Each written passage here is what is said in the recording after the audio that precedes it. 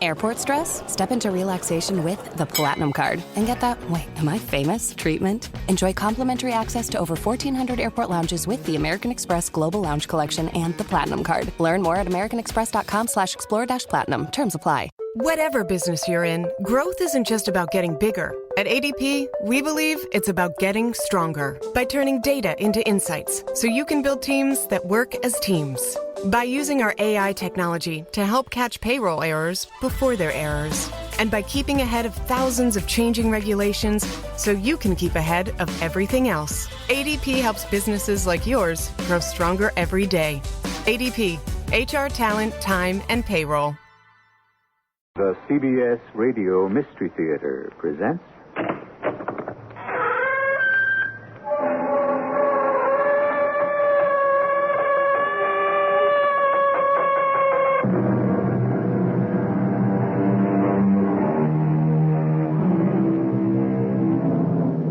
Come in.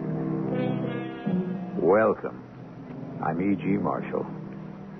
I'm always delighted when I come across a new Gothic tale, but never more so than when it happens to be written by someone unlikely.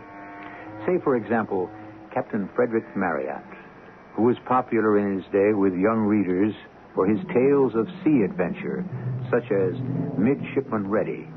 This one, however, is a savage, bloody, haunting tale of another color, or to be precise, a wolf. What is it, Herman? There, Father. Through the trees. The white wolf. Give me my gun. No, I have a bead on her already. Why do you say her? Because Marcella thinks it's a she-wolf. Now. No! Why did you knock my gun in the air? Because, don't you see? It is not a wolf who comes to us, but a woman. A beautiful woman.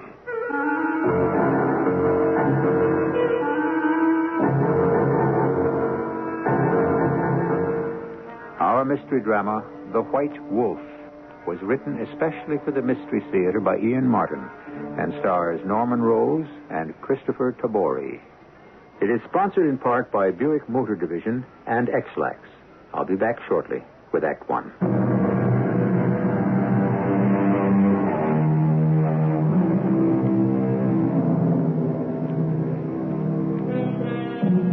The legends of lycanthropy must be as old as man himself. And believe it or not, the werewolf, or wolfman, is still a valid phenomenon today in certain parts of the world. But that is a pathological phenomenon, a psychiatric descent into cannibalism and bestiality, which has little to do with legend. That's what this story is about, the terrible, spine-chilling transformation of man to ravening beast. The legendary spirits that haunt the Harz Mountains of Germany, and the blood-curdling phantom with the snarling mouth and flesh-destroying claws, the lips bared to reveal the great knives of the canine teeth, in the travesty of a smile that means death. The werewolf. That damned wolf, why doesn't he be quiet? They are incredible, Wilhelm. Somehow they smell blood. How? The animal must be a league away. What are you? Medical doctor or witch doctor, Franz Baum? The first, I hope. But I have also lived my life in the shadow of these mountains. How's the boy? We can let Herman answer that for himself. You feel better from the bleeding? I don't know, Herr Doctor. I feel weak as a kitten still. Of course. But I think the fever has abated, yes. Yes, give me a fresh, damp cloth, Wilhelm. The water is all but gone. I'll have Marcella bring some. First, let us rid ourselves of this basin of blood. No sight for a young girl. I'll throw it in the midden. No. You dare not do that. That wolf out there, whatever he is, don't do anything to attract him to your house. I will rid you of the blood I have let. How? I have some containers. I'll take it back to Coburg. With me, I can use it for my experiments. Sleep, my boy, and wake refreshed. I'm afraid that's just what I'm going to do. Doctor, is he all right? Of course. I gave him a draught to help him rest. I must get my gun. Time enough. Let me get away. It grows dark. You are sure Herman will recover? I have every hope. But really, Wilhelm, I must protest again. This lost woodsman's cottage on the edge of nowhere is not a place to bind your children to. Franz, let us not argue it again. You know why I hide here like a criminal. Why do I say like a criminal? I am one in the eyes of the law. I thought you said Herman was asleep. I hope. But you're speaking loud enough for Marcel and your little boy Caesar to hear. Sounds carry in such a small cabin. From outside as well as in, it seems. Damned wolf. Papa, come quickly. Caesar's terrified. He's hiding below the bed and won't come out. No, hush, darling. I am just going to get my gun. Better I leave, Wilhelm. Once I am gone, your wolf will not trouble you, I think. I carry away in my bag the scent which tempted him here. I don't care what tempted him here. I'll put a bullet in him. Oh, Herr Dr. Baum, why do we stay here hidden in the forest?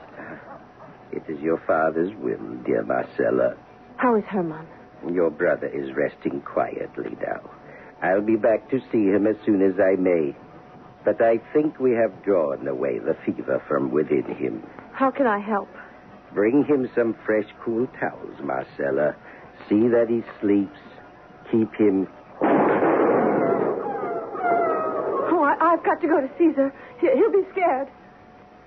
Did you kill that terrible wolf, Papa? Ah, no, just grazed him. Go tend to Caesar, Marcella. Yes, Papa. Where was it? Damn near inside the house, scrabbling at a back window. An unusual creature. You know, it was pure white, with fur like ermine. A white wolf? Yeah, against the snow, it moved like a ghost. But at all events, it is gone. Yes. Then I will take with me the blood scent that brought it here. But what about Herman? I shall return within the month, unless I can persuade you to abandon the wilderness, come back to the world. I have a deep fear there is some evil threat about you in these haunted mountains. You mean this white wolf? I really don't know what I mean, old friend. I am a man of science until I return to these tree-shrouded slopes, and then I become... Become what? Primitive, afraid of all I do not know or am afraid to know, afraid of the dark which I must run to escape, afraid of myself because I have no resource with all my learning to stifle primeval fear. These darkening woods and tortured hills are somehow unnatural, supernatural. My name is Herman, and I was born in the year 1763. I'm now 21 years old, and I live with my father, my sister Marcella, who's almost 20, and my brother Caesar, who is 11, in a woodsman's cabin deep in the Hartz Mountains. The nearest house to us is several leagues, and the nearest town over 25.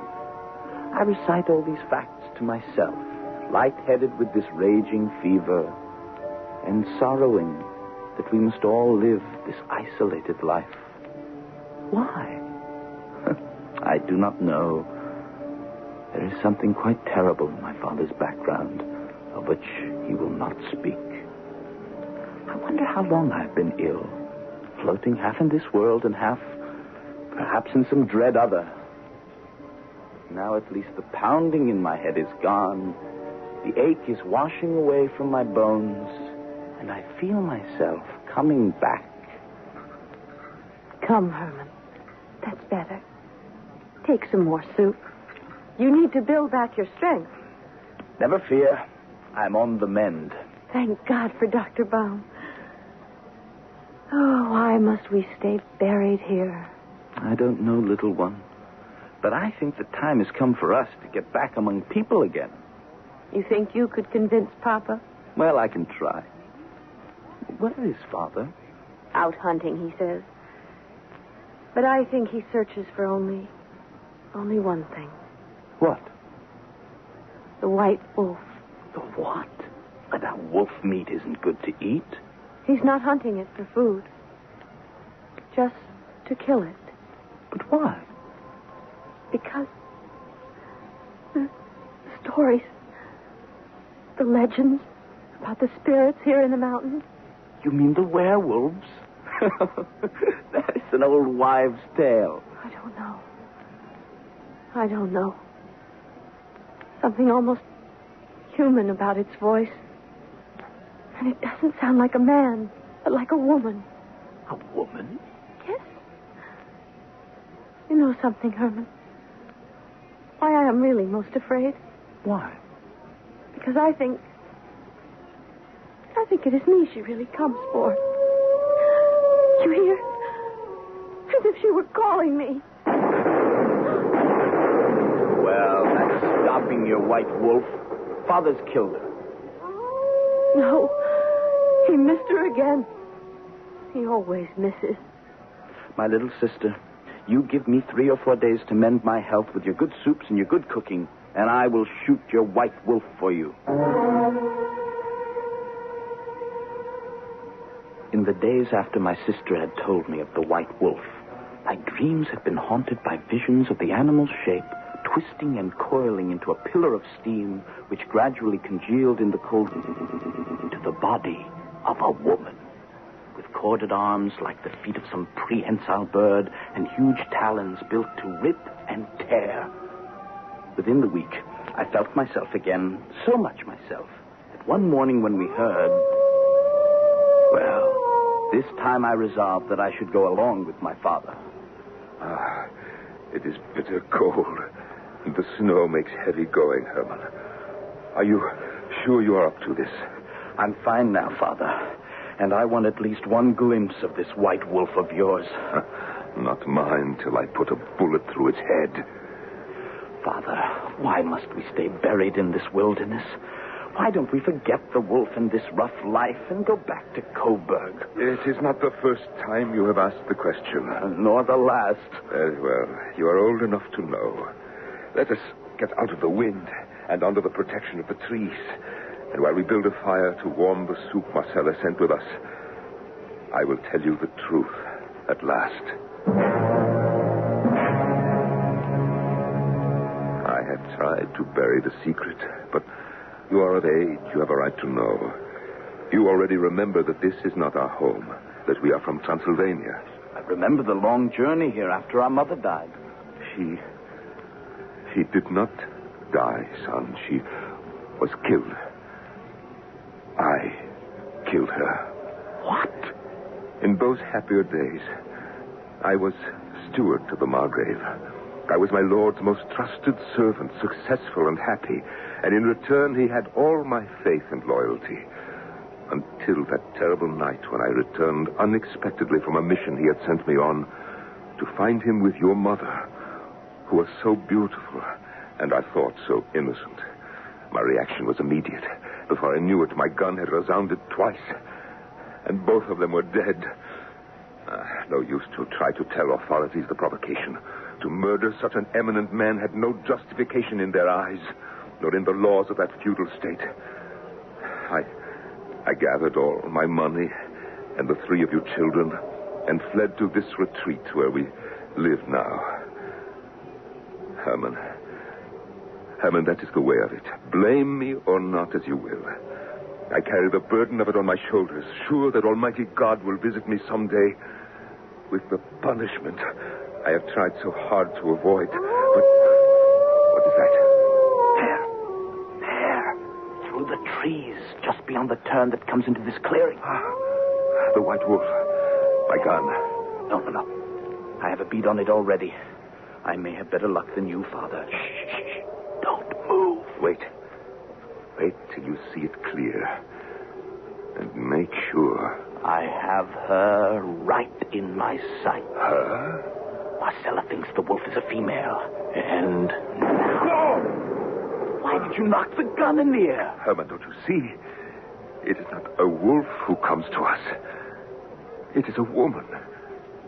And a beautiful one at that.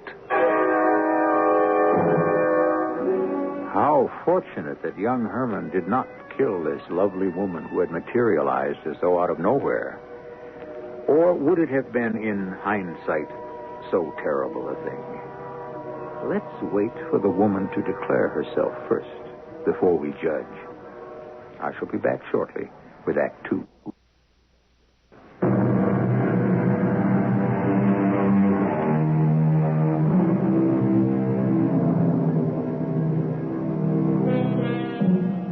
For a moment, Herman and his father are transfixed.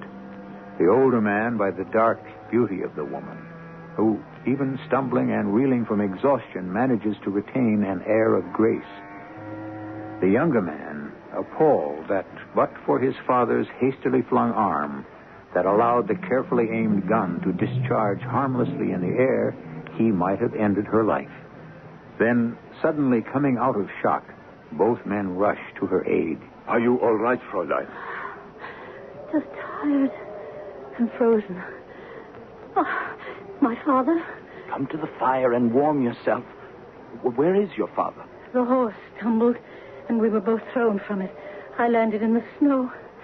But my father, he must have hit his head on a rock. I couldn't rouse him, and our horse ran away. You stay with my father, and I'll see to yours. I ran quickly into the forest by the path from which she had appeared. Racing through the twists and turns, I seemed to be in some enchanted palace. The snow-laden trees, frozen by the cold, forming a shimmering, otherworldly ceiling over my head.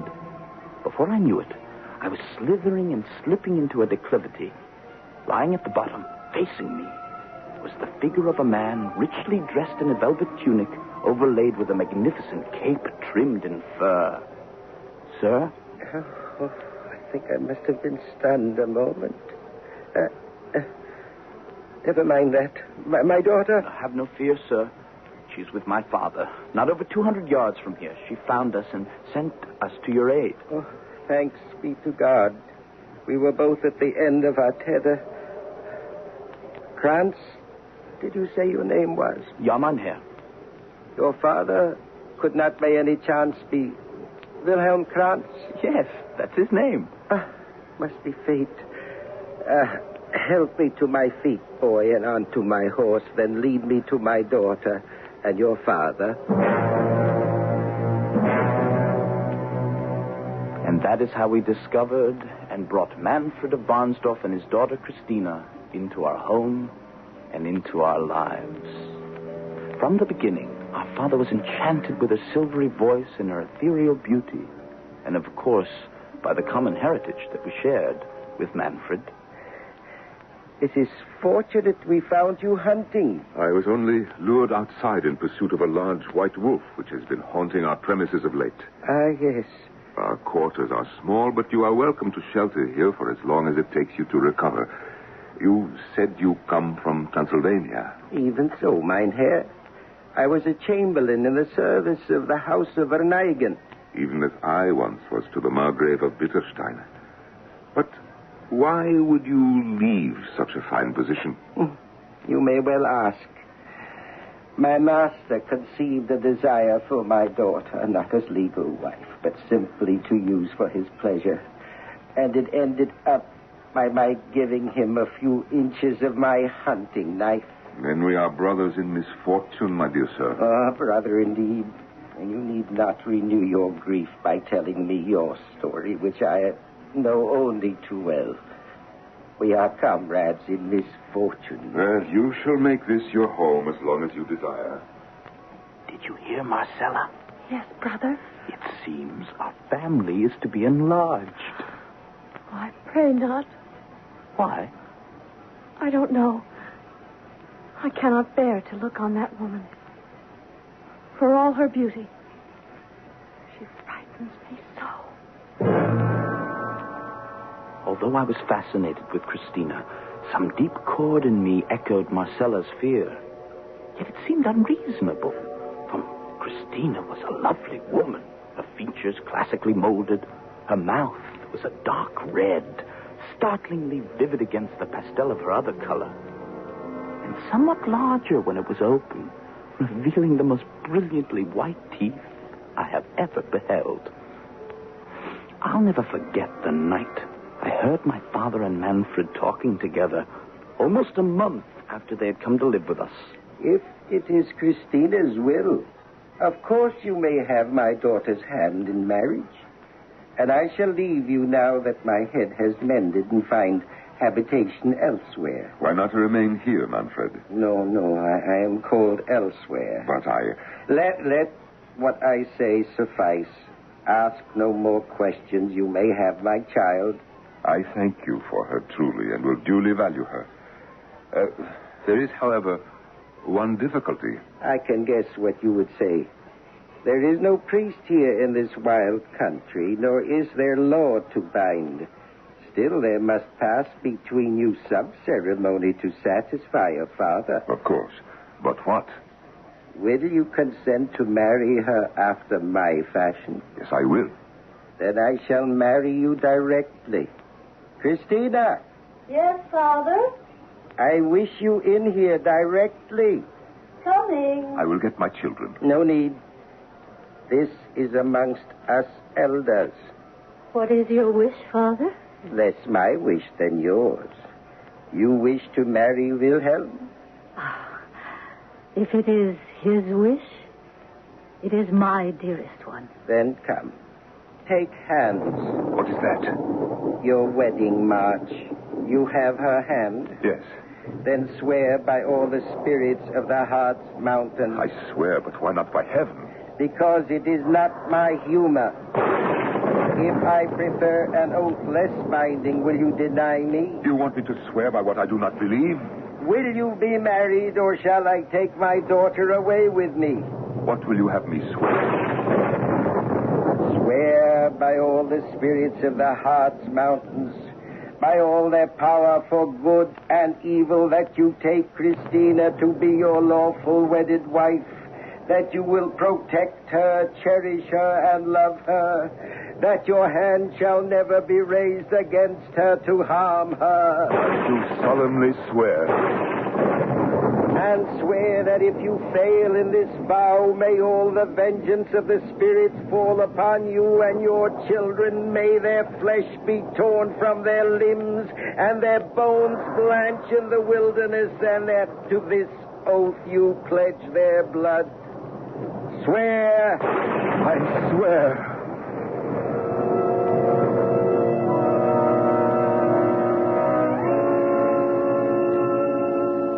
Such was the second marriage of my father.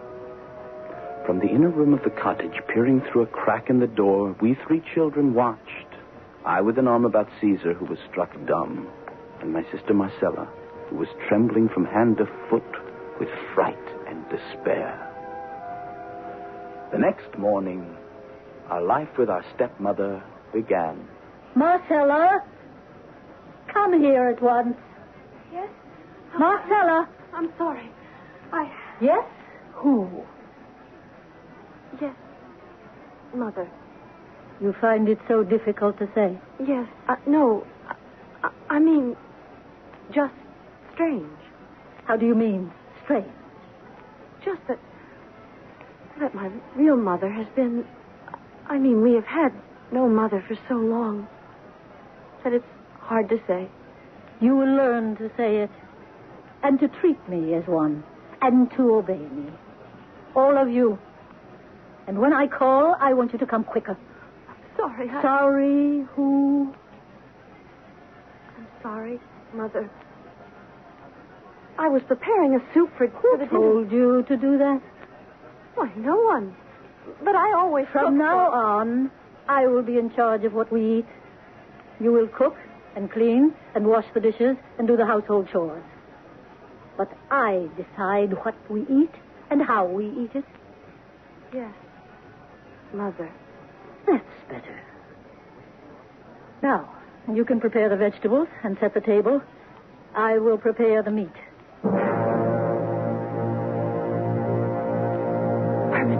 Herman, wake up.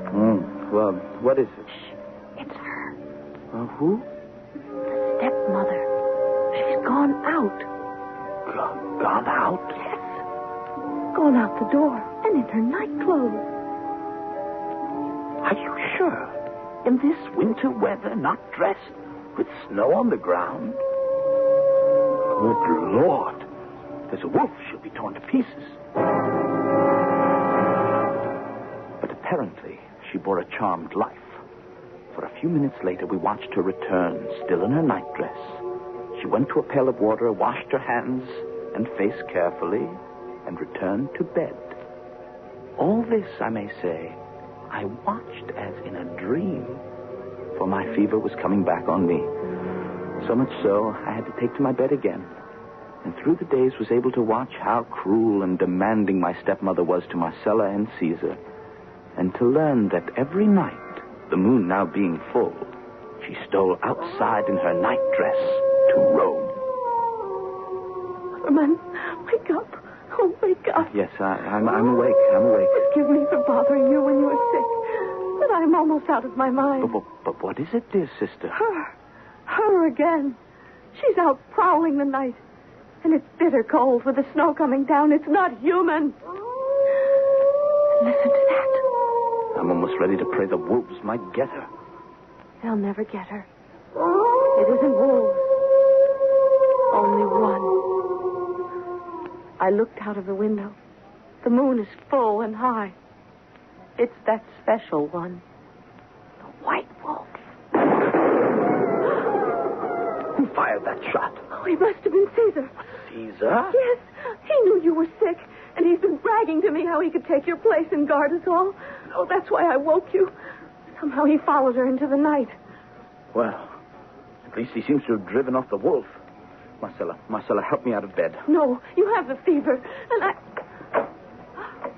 What's that? It's her.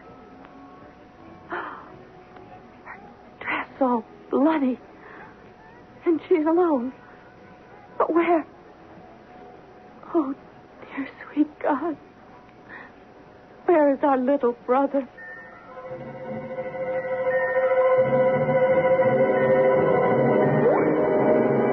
Behind the door, the watching girl suddenly feels the blood drain from her head, and a wave of faintness makes her reach for support.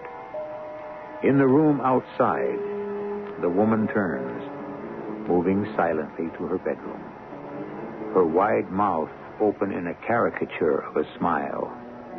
There is blood on her gleaming teeth.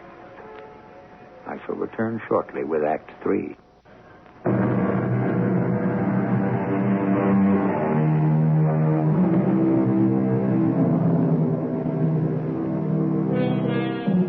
The moon is now obscured by dark clouds heavy with snow. Outside the cabin, the snow is pouring down. And what might be a small figure dark against the snow has now become only a minor unevenness in the white carpet. Inside the cottage, Marcella, noticing her brother's weakness, has gone to his aid. Herman, brother, let me help you lie down. No. I'm all right. You watch her. What is she doing now? She's going into their bedroom. Shh. Wait. Who is it? Lie still, dearest. It's only me. I have lighted the fire to warm some water. I'm not quite well. What? I'll get up, Christina. No need. It's nothing. I can manage myself. Tell me, what is she doing now? Stirring up the fire. And now she is changing her linen and... her right leg is bleeding. As if... Wait. Let me see. For myself. As I watched in horror, half supported by my little sister, I saw the wound in her leg. There was no mistaking that a bullet had grazed her. I fought back the red mist that was beginning to swim before my eyes long enough to see her remove those parts of clothing that were stained with blood and burn them in the fire after bandaging her leg. Then as she sat, huddled before the flames, the last thing I saw was her wiping her lips daintily and casting the kerchief into the roaring blaze. When I woke up, Marcella was sitting in a chair by my bed. All right, Herman? Yes. I feel better, but weak. The fever's gone. You were with me all night? Yes.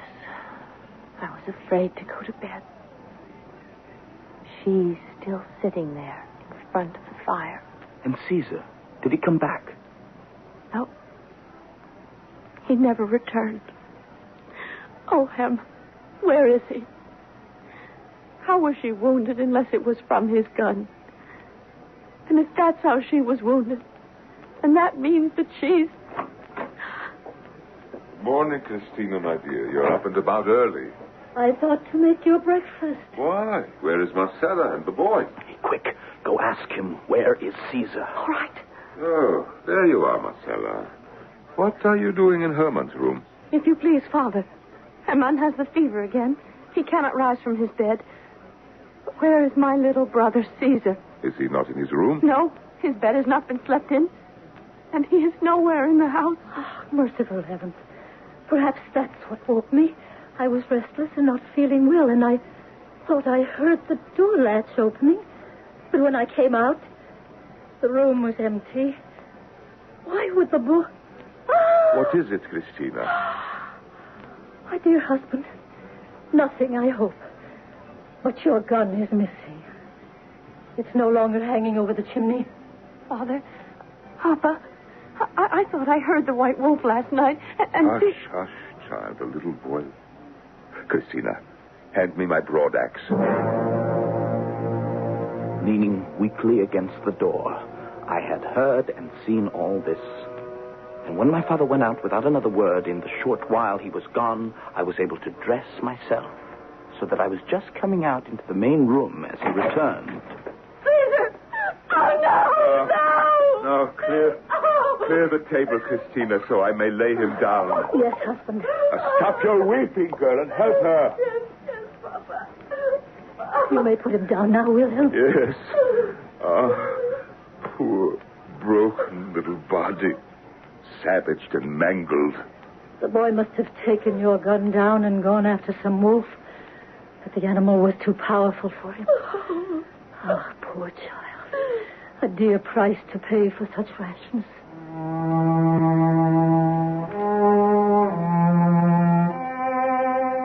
For 3 days, while the family mourned, I lay in a stupor. You see, my days and nights were filled with fevered dreams, through which a great white wolf ran snarling, slashing at me with gleaming white fangs. Waking sometimes, I seemed to see my stepmother's face floating above me. And through my twisting, fevered tossings, again and again, with the looming of night beneath my window about the house, I heard the growl of a wolf. Till one day, I came back to my senses to find Marcella sitting beside me, holding my hand. Oh, you're awake. Can I get you something? No. I'm all right again, I think. How long have I been... Almost a week. Are you all right? Yes. But Caesar... Oh, I seem to remember. Marcella...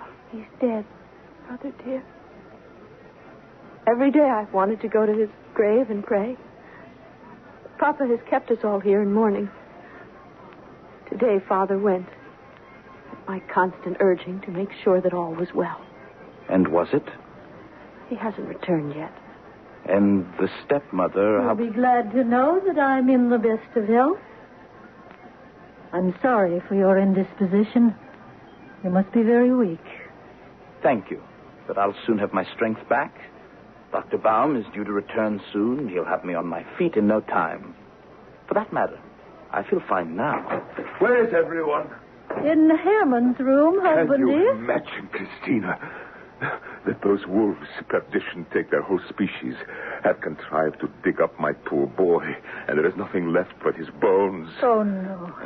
No, that's impossible. Not so, Papa. A wolf growls under our window every night. Why didn't you tell me, Marcella? You wake me the next time you hear it. I will. Wilhelm, Herman is much better, and everything is under control here. But you, poor husband, you've had such a shock. Come away with me. Let me soothe you in your grief. But how could they have moved those stones? What were you going to say to Father? I was going to say that all this week while you lay in fever and Father mourned, every night without fail, she left after midnight and was gone till early morning hours. Where do you think she went? I shudder to imagine. But one thing I do know, you or I could be next. We must get away from here. It cannot be too soon for me. The moment you are strong enough. Yes, I agree. Until then, we must stay together, always. Except when Papa is in the house. You're safe with him. But he could be in danger, too. Well, it's a danger he'll have to face. Perhaps this is his retribution for killing our mother. Remember, I told you. Yes. But first, we must think of you. And then when the time comes, we will do what has to be done. When the time comes. How bitterly I blame myself for not moving immediately, as I should have. Dr. Baum arrived suddenly, just as I had a full remission of my fevers and my weakness. I was still abed, but ready to rise. More ready, I suppose, than the good doctor realized, else I would never have heard his fatal words. These anemic conditions, a kind of cancer of the blood for which there is no known cure yet. Some colleagues lean to the name leukemia, but even in the enlightened 18th century, we have no way to stop it from being terminal. How long? Who knows exactly? A week, a month, and certainly not much longer. Probably sooner than later. I stumbled away from inside the front door where I had been listening. I fell on my bed and wept. Why? Why had God singled me out for this fate? By that very night, I was to know. It was shortly before twilight when the doctor left. An hour, perhaps a little longer, had passed, when suddenly I was summoned out of my melancholy by... Marcella! Marcella! Father, where is she? She went out to pick some herbs for dinner. No, I don't mean my sister. I mean your wife. Christina, out walking. Not Christina. She is the White Wolf. Don't you know what you married? Oh, Herman, my poor boy. You are under the influence of a fever. You don't know what you're saying. Oh, don't I? Well, look. There, you see. That damned White Wolf. Back again. Give me my gun. What is it, Christina? What is it? Did you see the White Wolf? Yes, but what is it? Oh, it's too horrible to think of. Marcella. Oh, no. No, I can't say it. She... Not dead. I'm afraid so. My loving stepson. That wolf has torn her to pieces. For several days, I thought my father would never recover from the shock of losing his second child. I was numb myself. Together, we buried her, although it was 2 days before he could bear to consign Marcella to what he called her last resting place. If only that could have been true. But the monster was not yet satisfied, nor was I. On the third night after my sister was buried, I watched that foul woman, or whatever she was, rise and leave the house. Immediately, I went and wakened my father. Who is it? It's Herman, Father. You come with me. But where are we going? What are you doing with my gun? We're going to kill the White Wolf. But first, I want you to see her for what she really is. It was bright moonlight as I led my father to my sister's grave. And there, too ghastly to relate, was my stepmother in her white nightgown tearing away the stones piled above the grave. She was frantic with haste.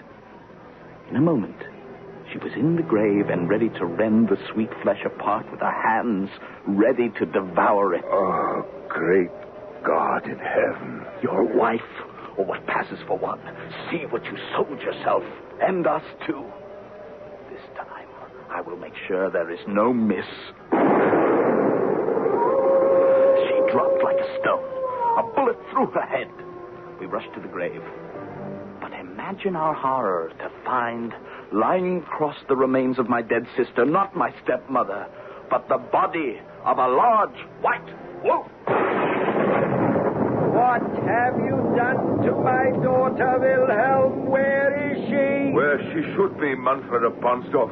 Where fiends belong. In hell, I hope. Remember your oath that you would never harm her. I made no compact with evil spirits. You did. And if you failed in your vow, your children were to meet the vengeance of the spirits, to perish and their bones blanch in the wilderness as yours shall do for what you have done to my daughter. A bullet for a bullet. But my daughter is immortal and will wreak her revenge on the last of your blood. Up, Christina, up! Great weakness was upon me again, and I watched transfixed as in a flare of lightning the body of the wolf twitched and then dissolved in a blinding white light out of which Christina appeared. Taking her father's hands, she leapt up behind him on the horse, her voice carrying on the wind as they disappeared. I will be back for you, Herman. Never fear.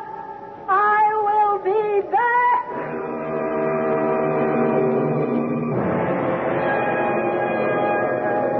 Somehow I brought my father home to die, and somehow I buried him beside my sister and my brother.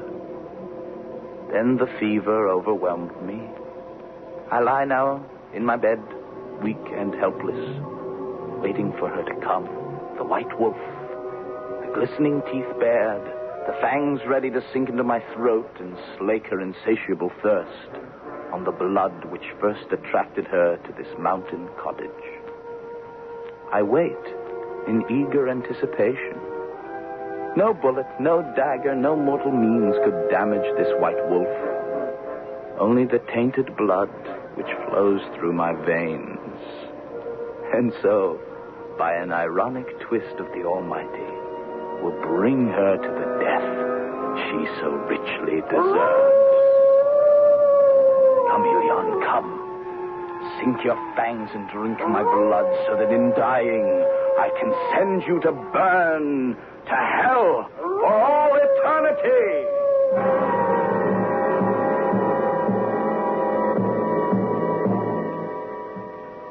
Do you feel a shudder run through you? An icy wave of distaste chill the spine?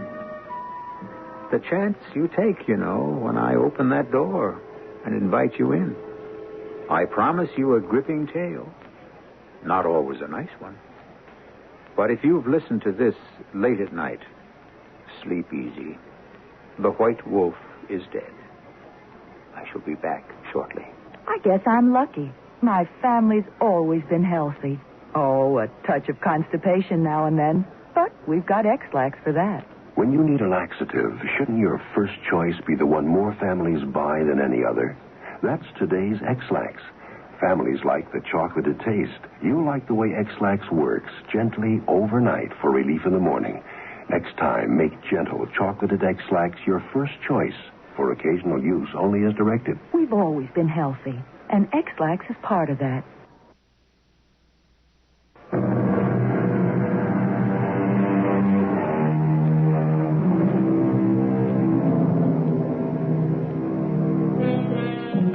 I know there is a move afoot to persuade us that the wolf is a much maligned creature, that he is a loving, a good companion, and never kills except for food and sustenance. I'm sure it may be so, but I'll take it on faith. I don't want to prove it by testing the theory. Personally, every time I hear a wolf howl, which is not often, I'm glad to say, I'm tempted to revert to childhood and hide my head under the nearest blanket. Our cast included Norman Rose, Christopher Tabori, Jada Rowland, Ann Shepard, and Paul Tripp. The entire production was under the direction of Hyman Brown. This is E.G. Marshall inviting you to return to our Mystery Theater for another adventure in the macabre. Until next time, pleasant dreams.